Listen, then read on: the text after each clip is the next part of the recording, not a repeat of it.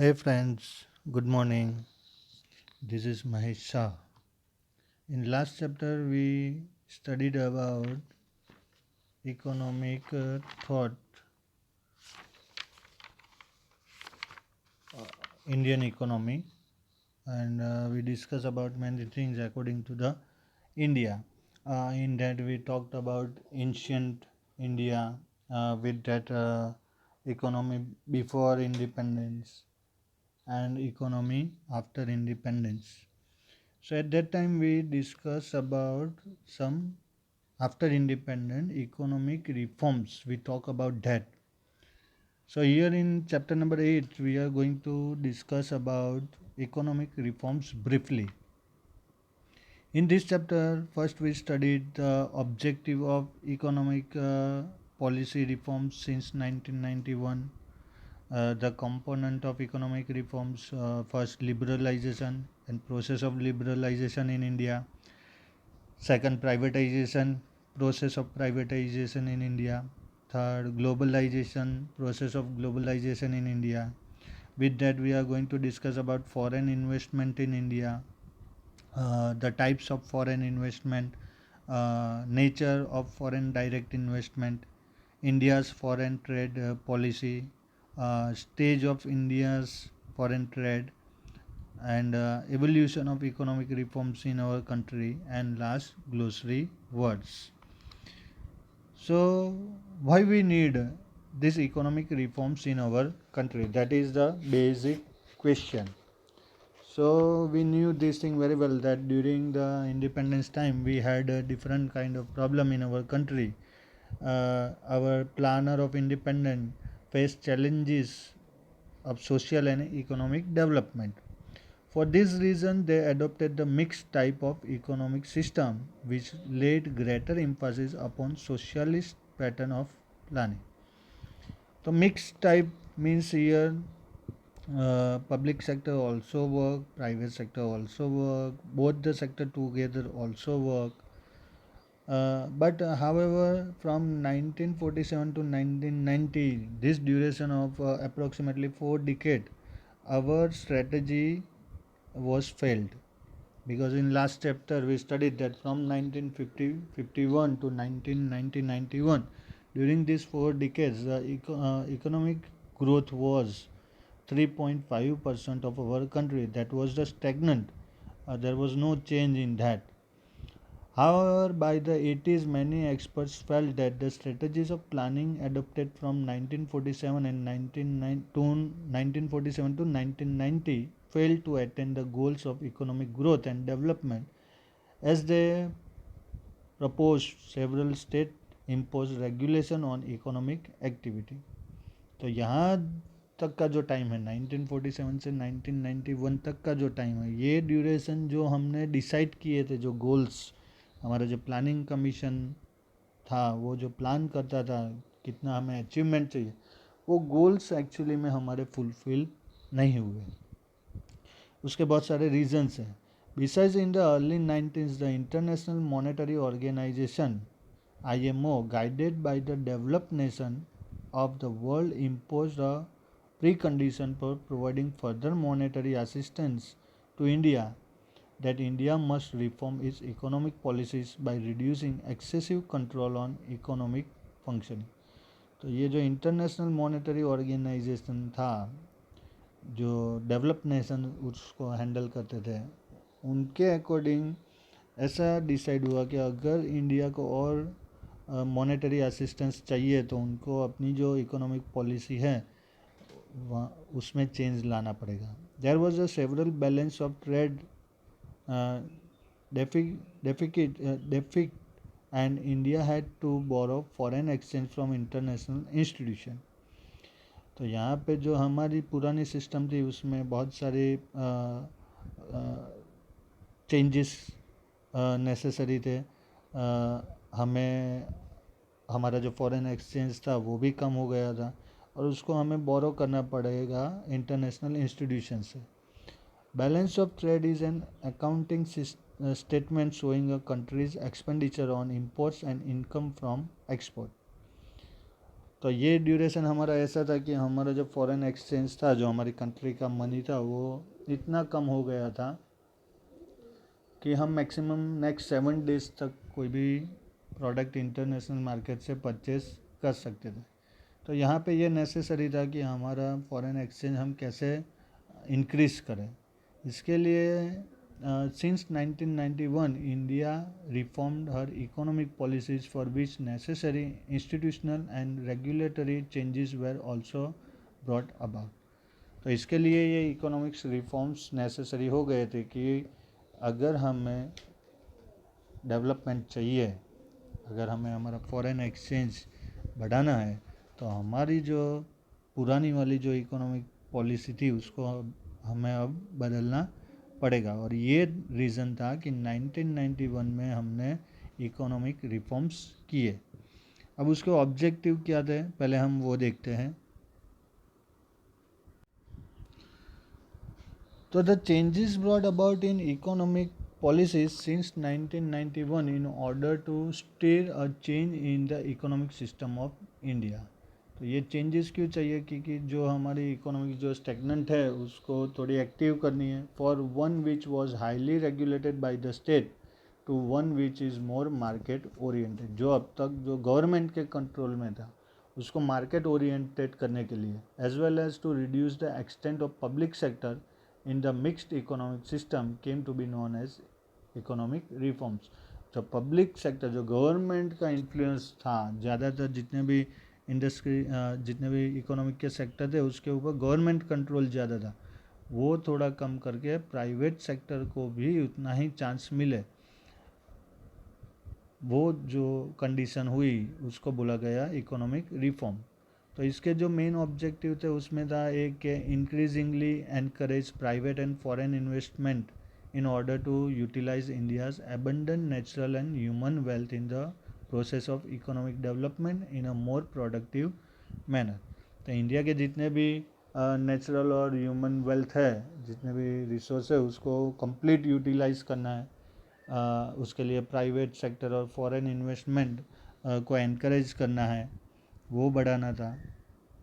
Second, the optimum and efficient allocation of the national resource, कि हमारे जितने भी नेशनल रिसोर्स थे उसका जो एलोकेशन होना चाहिए वो एफिशिएंटली होना चाहिए, जिससे हमें मैक्सिमम बेनिफिट मिले।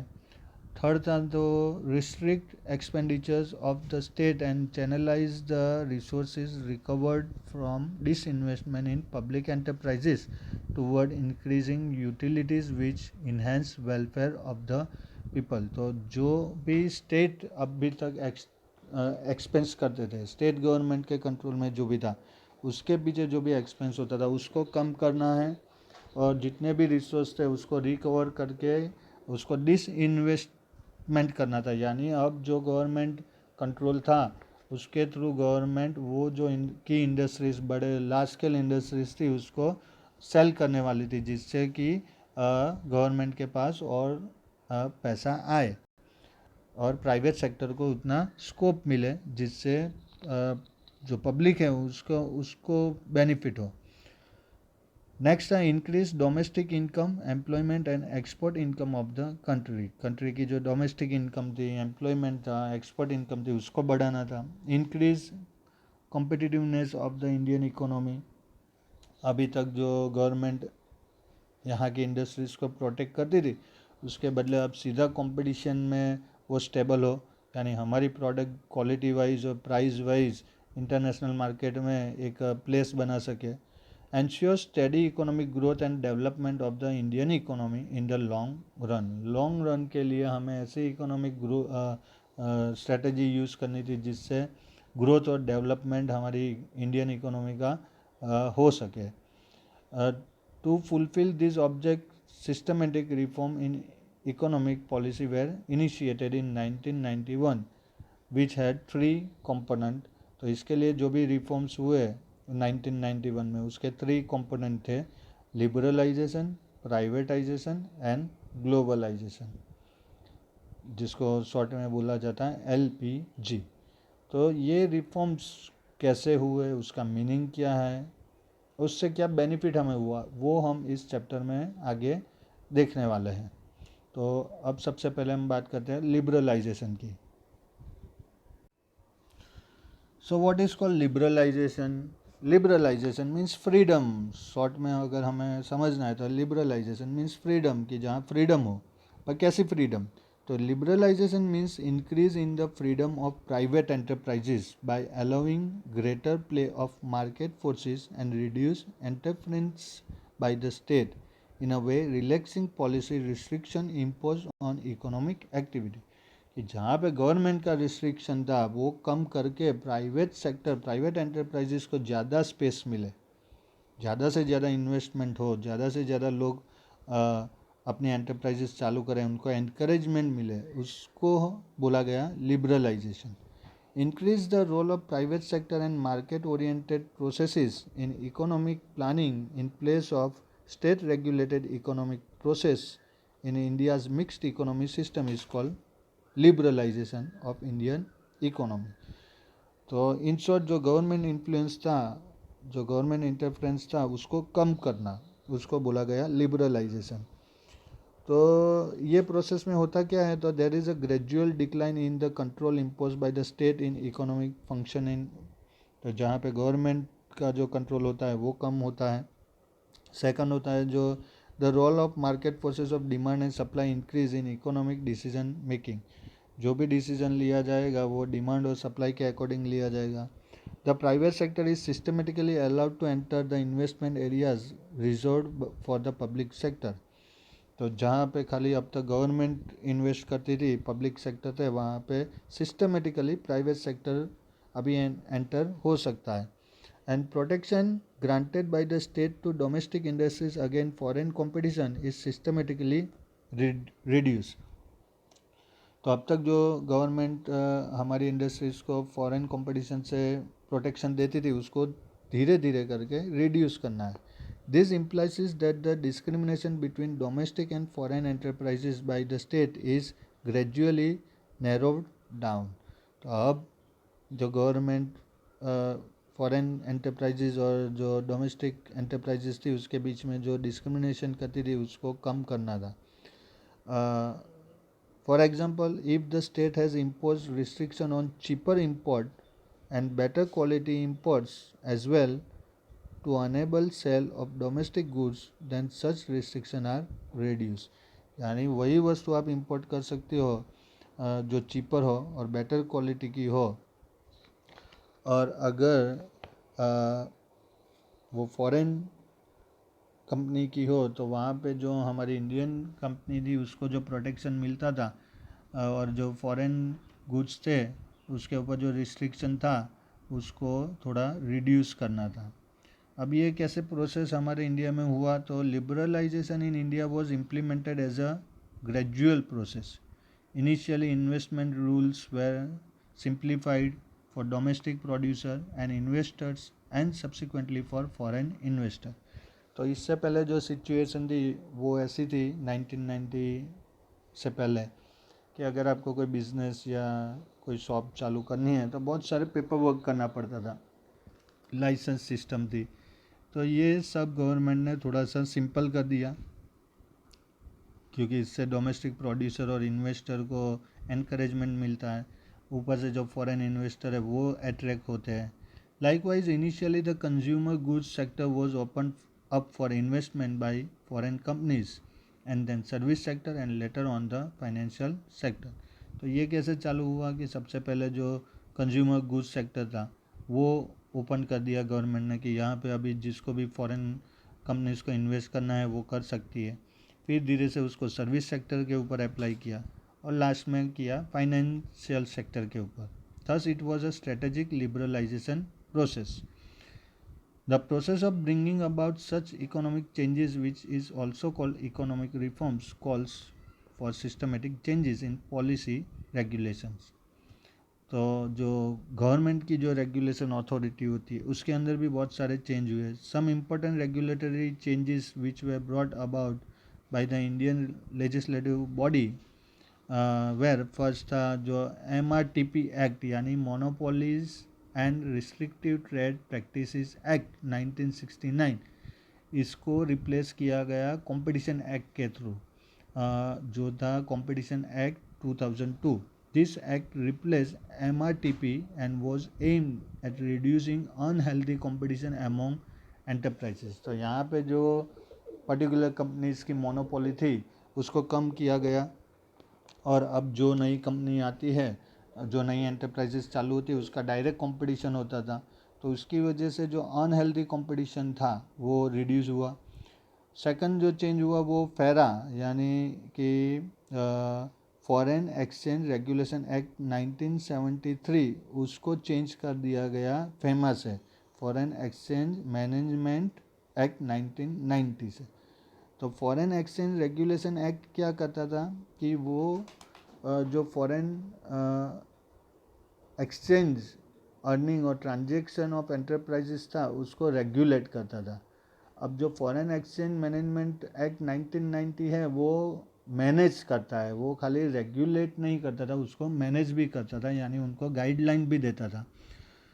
Next other major changes were made in the industrial policy, of which one noteworthy was opening up for private sector the area reserved for investment only by the public sector. Now only तो जो जितने भी sectors थे जहाँ पे private sector को allowed नहीं था वो सब ओपन कर दिए गए. अब यहाँ पे प्राइवेट सेक्टर अगर कोई इन्वेस्टर या प्रोड्यूसर इन्वेस्ट या प्रोड्यूस करना चाहता है प्रोडक्ट तो वो कर सकता था. सिवाय के 3 मेन सेक्टर जो गवर्नमेंट ने अपने कंट्रोल में रखे, वो था एक एटॉमिक एनर्जी, सेकंड था some minerals related to atomic energy, and railways. तो आज की डेट में भी रेलवेज जो है वो पब्लिक प्रॉपर्टी है, पब्लिक सेक्टर है, क्योंकि यहाँ पे फुल अथॉरिटी गवर्नमेंट के पास है. पर लेटेस्ट जो फैक्ट है उसके हिसाब से देखने जाए तो अभी गवर्नमेंट रेलवे का भी प्राइवेटाइजेशन करने की तैयारी में है. तो लिबरलाइजेशन और प्राइवेटाइजेशन दोनों टॉपिक कंपैरेटिवली मैच होते हैं एक दूसरे के साथ में. जो हम प्राइवेटाइजेशन की बात करेंगे तब ये पूरा डिस्कस करने वाले हैं. Another noteworthy change was rising in the investment limit in the definition of small scale units, so that with higher investment a small scale unit can adopt modernization. तो स्मॉल स्केल यूनिट की जो investment limit थी उसको बढ़ा दिया गया. तो यहाँ पे स्मॉल स्केल यूनिट में भी हाई इन्वेस्टमेंट होने लगा, जिससे कि क्वालिटी चेंज हुआ, मॉडर्नाइजेशन उसके अंदर आया. तो इस तरह से यहाँ पे जो मिनिमम जो इन्वेस्टमेंट स्मॉल स्केल का था उसका जो रेशियो था उसको बढ़ा दिया गया. फिर the procedure for foreign investment become more investor friendly, and in many sector automatic licensing route was introduced for investment by foreign companies in India. तो अब जो प्रोसीजर थी वो थोड़ी इन्वेस्टर फ्रेंडली हो गई. उससे पहले जो 1990 से पहले जो सिचुएशन थी कि अगर इंडिया में आपको इन्वेस्ट करना है तो बहुत सारा पेपर वर्क करना पड़ता था, बहुत सारे रूल्स और रेगुलेशंस थे जिसको फॉलो करना पड़ता था, लाइसेंस लेना पड़ता था. तो ये जो पुरानी सिस्टम थी उसमें रिलैक्सेशन दिया गया. Besides relaxation in the industrial policy, relaxation in import-export rules were announced. तो इंडस्ट्रियल पॉलिसी के साथ में जो इम्पोर्ट एक्सपोर्ट के ऊपर जो भी रूल्स रेगुलेशन थे वहाँ पे रिलैक्सेशन अनाउंस हुआ. Foreign exchange was allowed to be converted at market rates instead of the earlier method of convertibility only at the official rates, and expenditure on subsidies were attempted to be reduced as part of the fiscal policy changes. तो पहले जो foreign exchange convert की जो method थी वो जो traditional थी, यानी सब्सिडी के हिसाब से जो ऑफिशियल रेट्स हमारी कंट्री डिक्लेयर करती थी उस हिसाब से होता था. अब इसको इंटरनेशनल मार्केट के हिसाब से कर दिया कि अब फ्लोटिंग मतलब में जितना आपका इंपोर्ट एक्सपोर्ट होगा उस हिसाब से आपका जो फॉरेन एक्सचेंज होगा उसका कन्वर्टिबिलिटी रेशियो उस हिसाब से होता है. तो ये इसके पीछे भी एक हिस्ट्री है कि पहले के टाइम पे ये जो फॉरेन एक्सचेंज जो रेशियो डिसाइड होता था वो कैसे था. तो पहले की जो इकोनॉमी थी वो थी गोल्ड बेस्ड इकोनॉमी. उसमें क्या होता था कि पर्टिकुलर कंपनी कोई कंट्री के पास कितना गोल्ड है उसके हिसाब से उसकी करेंसी की वैल्यू होती थी। फिर लेटेस्ट जो ये फिस्कल पॉलिसी जब इंट्रोड्यूस हुई उसके बाद जो हो गया वो हो गया था फ्लोटिंग रेट ऑफ इंटरेस्ट होता था। इसमें क्या होता है कि आपके जो इंपोर्ट और एक्सपोर्ट है उसके रेशियो के हिसाब से आपकी करेंसी की इंटरनेशनल मार्केट में वैल्यू काउंट होती है। जैसे हम कभी बोलते हैं ना $1 इज इक्वल टू 70 रुपीज़, तो ये कौन डिसाइड करता है कि $1 इज इक्वल टू 70 रुपीज़? तो ये इंडिया का जो इंपोर्ट एक्सपोर्ट ट्रेड है वो डिसाइड करता है। अगर हमारा इंपोर्ट ज़्यादा है और एक्सपोर्ट कम है तो हमारी करेंसी की वैल्यू इतनी कम होगी। अगर हमारा एक्सपोर्ट ज़्यादा है और इंपोर्ट कम है, और स्पेशली उसमें भी डिग्रीज होती है कि कौन से टाइप का एक्सपोर्ट है। अगर मशीन बेस्ड होगा तो वहाँ पे वैल्यूएशन ज़्यादा होगी। हमारा ज़्यादातर जो एक्सपोर्ट है वो एग्रो बेस्ड प्रोडक्ट है, इसके लिए हमारी करेंसी थोड़ी नीचे रहती है इंटरनेशनल मार्केट में। वो जब टॉपिक आएगा तब हम इसके बारे में डिटेल में डिस्कस करेंगे। तो इस हिसाब से ये जो लिबरलाइजेशन प्रोसेस था वो हमारे इंडिया में अप्लाई हुआ। अब हमें देखना है प्राइवेटाइजेशन कि वो क्या है। तो privatisation means process of introducing private ownership in publicly owned enterprises increasing the size of private sector. यानी जितने भी पब्लिक सेक्टर है उसको प्राइवेट ओनर को सेल करना या तो उसमें प्राइवेट पार्टनरशिप करना, उसको बोलते हैं प्राइवेटाइजेशन। तो privatisation means process of introducing private ownership in India. The public sector enterprises are owned and managed by the state or the government. Privatization means process of transferring ownership of economic enterprises from public sector to private sector, either partially or fully. तो जितने भी public sector है उसकी ownership या तो complete ownership या तो सम of the part, कुछ शेयर्स उसके प्राइवेट सेक्टर को सेल करना, उसको बोला गया प्राइवेटाइजेशन। तो ये प्रोसेस कैसे होता है? तो disinvestment means a process where the state reduce its share of investment in a public enterprises और draw back its investment completely by selling its shares to the private sector. तो disinvestment का मतलब ये होता है कि government का जो भी सेक्टर है उसके कुछ पार्ट, कुछ पोर्शन या तो उसके कुछ शेयर वो सेल कर दिए जाते हैं। जो प्राइवेट सेक्टर के जो भी लोग होते हैं वो परचेस करते हैं, और इसको पूरी प्रोसेस को बोलते हैं डिस इन्वेस्टमेंट होना। यानी अब ये पब्लिक सेक्टर जो अभी तक गवर्नमेंट ऑथोराइज था अब ये प्राइवेट ऑथोराइज हो गया है। Thus the process by which the state disinvest from public enterprises is called disinvestment. तो इसके थ्रू गवर्नमेंट को बेनिफिट होता है, क्योंकि जब वो सेक्टर सेल होता है, उसके शेयर सेल होते हैं, तो गवर्नमेंट को उसके बदले में पैसा मिलता है। तो गवर्नमेंट का जो है फॉरेन एक्सचेंज है वो बढ़ता है और रिस्पॉन्सिबिलिटी कम होती है। तो ये पूरी प्रोसेस कैसे होती है? तो the following two aspects are important to understand the process of disinvestment. First, sell all the shares of the state in a public enterprises to the private sector, which is called complete disinvestment. यानी पूरा का पूरा public sector ही private sector को sell कर देना।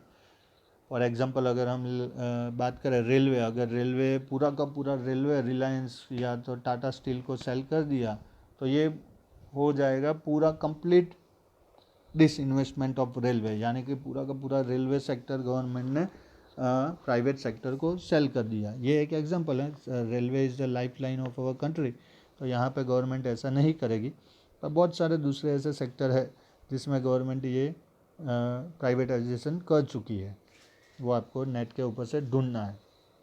और दूसरा जो तरीका है वो है sell some shares of the state in public enterprises to the private sector, या तो कुछ शेयर्स, कुछ परसेंटेज शेयर्स जो होते हैं वो प्राइवेट सेक्टर को सेल करना।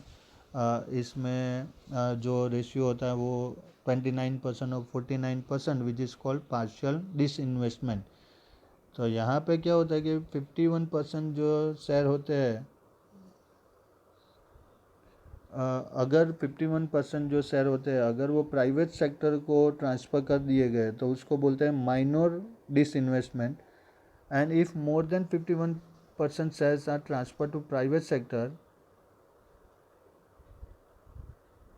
Then it is called major disinvestment. यानी 51% से अगर कम परसेंट प्राइवेट सेक्टर को सेल किए हैं तो माइनर डिसइन्वेस्टमेंट बोलते हैं. और 51% से ज़्यादा 51% या तो ज़्यादा परसेंटेज प्राइवेट सेक्टर को ट्रांसफ़र किए तो वो बोलते हैं मेजर डिसइन्वेस्टमेंट. तो एक होता है कंप्लीट डिसइन्वेस्टमेंट और सेकंड होता है मेजर या तो minor disinvestment. Beside owning public enterprises the state also held control over certain areas of investment. Certain areas of strategic importance and public utility service were not open for investment by private sector. तो कुछ public utilities के जो sectors होते हैं वहाँ पे government उसका disinvestment नहीं करती है. However, after privatization in 1991, most of these areas were declared open for investment by the private sector. जैसे कि बैंकिंग है तो वो अभी प्राइवेट सेक्टर की बहुत सारी बैंक्स है. एक्सिस है, ICICI है, HDFC है. एजुकेशन है तो एजुकेशन में बहुत सारी प्राइवेट स्कूल्स है. कम्युनिकेशन में है, वोडाफोन, आइडिया, एयरटेल. ट्रांसपोर्टेशन में है, रोड ट्रांसपोर्टेशन में स्पेशली या तो एयर ट्रांसपोर्टेशन में are now open for private and foreign investment. तो ये जितने भी सेक्टर्स हैं, इंश्योरेंस है, ये जितने भी सेक्टर्स हैं यहाँ पे अब फॉरेन इन्वेस्टमेंट allowed है. Now only the areas of atomic energy, certain mineral related to atomic energy and railways are reserved for investment by public sector. तो ये 3 सेक्टर गवर्नमेंट ने अपने पास रखे हैं जहाँ पे प्राइवेट सेक्टर या तो फॉरेन इन्वेस्टमेंट अलाउड नहीं है. After independence there was a significant rise in the number of public sector and enterprises under the central government. तो इंडिपेंडेंट के बाद जितने भी सेक्टर्स थे वो जितने भी एंटरप्राइजेस थी वो सब पब्लिक सेक्टर की थी. पर after 1991 they didn't rise significantly क्योंकि जो बेनिफिट मिलना चाहिए था वो मिला नहीं. पब्लिक सेक्टर में बहुत सारे फॉल्ट्स थे, लूप्स थे. वहाँ पे जो आउटपुट होता था वो नहीं हो रहा था.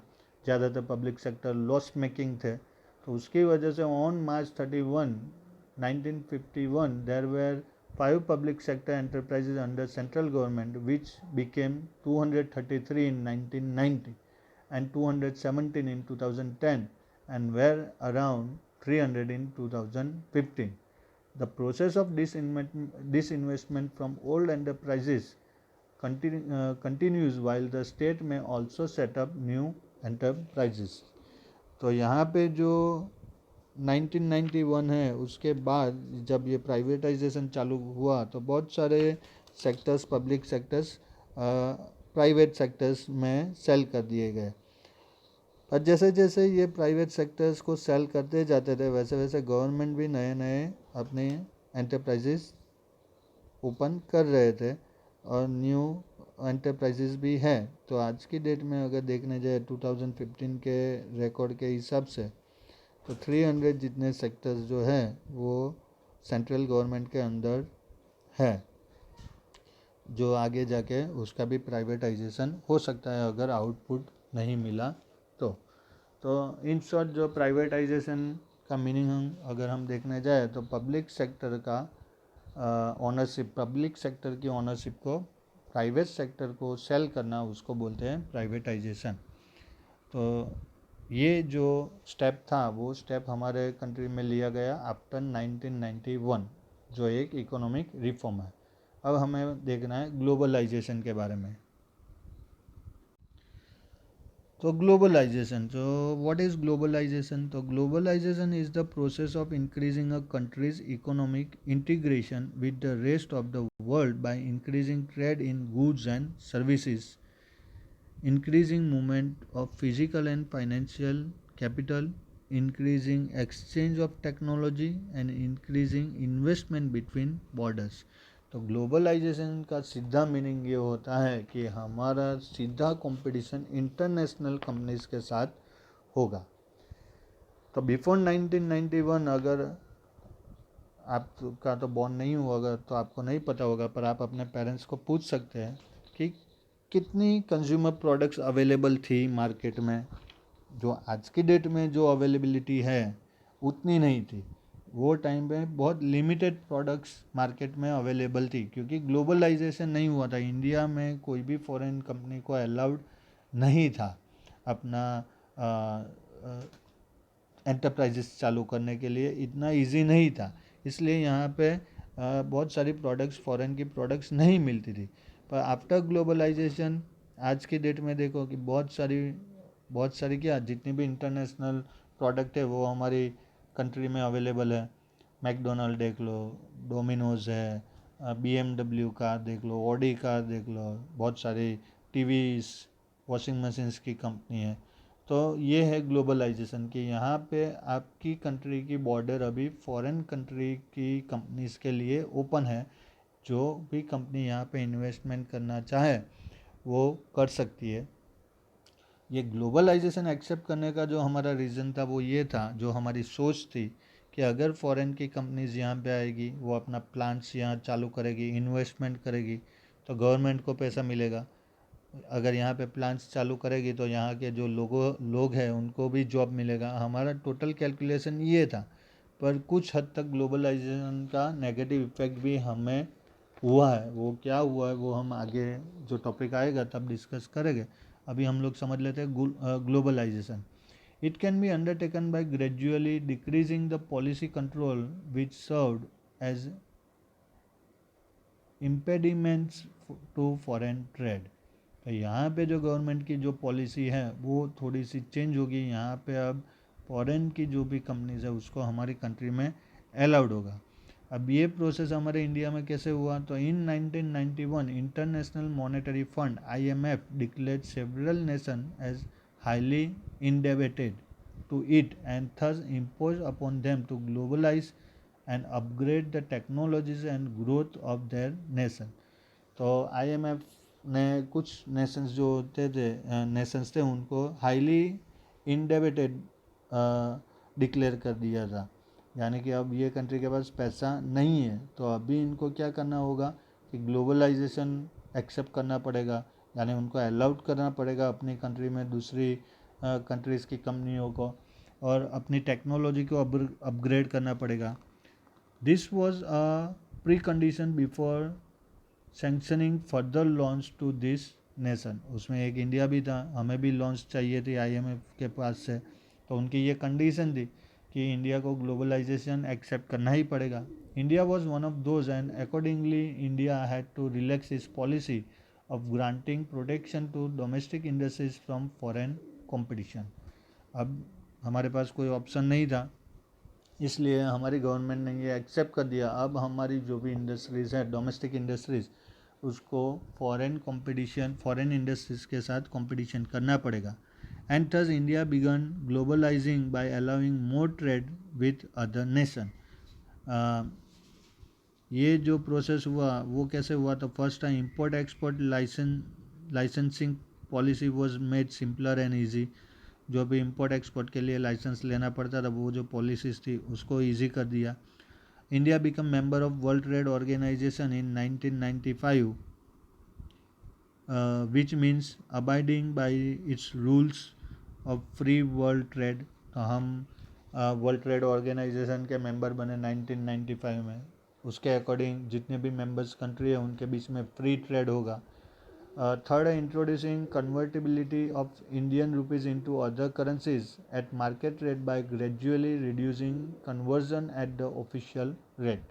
अब जितना भी हमारी करेंसी का कन्वर्ट हम करेंगे वो मार्केट रेट के हिसाब से होगा। जो हमारी टर्म्स एंड कंडीशन थी वो अब नहीं होगी उस हिसाब से। Thus value of our country currency is determined by trade.